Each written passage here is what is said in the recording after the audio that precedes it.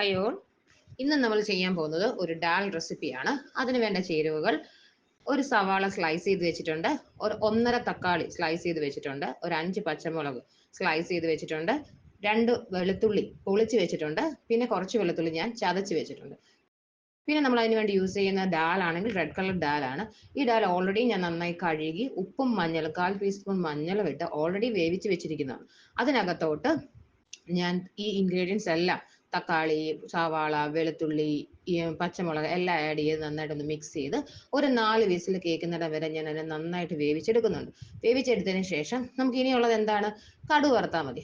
കടുക് വറുക്കാൻ വേണ്ടി നന്നായിട്ട് ഉടഞ്ഞു കിടണം. അതുകൊണ്ടാണ് 4 വിസിലങ്ങ് ചെയ്യുന്നത്. കടുക് വറുക്കാൻ ഒരു പാൻ വെച്ചിട്ട് അതിനകത്ത് ഞാൻ നെയ്യാണ് യൂസ് ചെയ്യുന്നത്. നിങ്ങൾക്ക് വെളിച്ചെണ്ണ വേണമെങ്കിൽ വെളിച്ചെണ്ണ ഉപയോഗിക്കുക. നെയ്ക്കകത്തോട് നമ്മൾ 1/4 ടീസ്പൂൺ കടുകിടുക.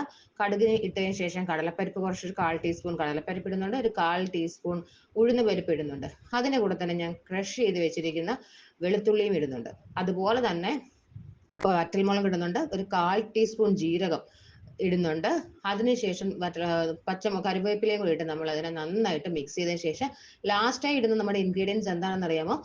ഇത്തിരി കായമാണ് അതിന് പ്രത്യേകം ഫ്ലേവർ കൊടുക്കുന്നത്. അപ്പോൾ കായം കൂടി ഇട്ട് മിക്സ് ചെയ്ത് നന്നായിട്ട് ഡ്രൈ ആക്കിയതിന് ശേഷം നന്നായിട്ട് ഒന്ന് മൂപ്പിച്ചെടുത്തതിന് ശേഷം നമ്മൾ ഡാലിനകത്തോട്ട് ഒഴിച്ചു വെക്കുക. എന്നിട്ട് മിക്സ് ചെയ്ത് വെക്കുക. അടിപൊളി ഡാൽ കറി റെഡിയാണ്. Thank you for watching.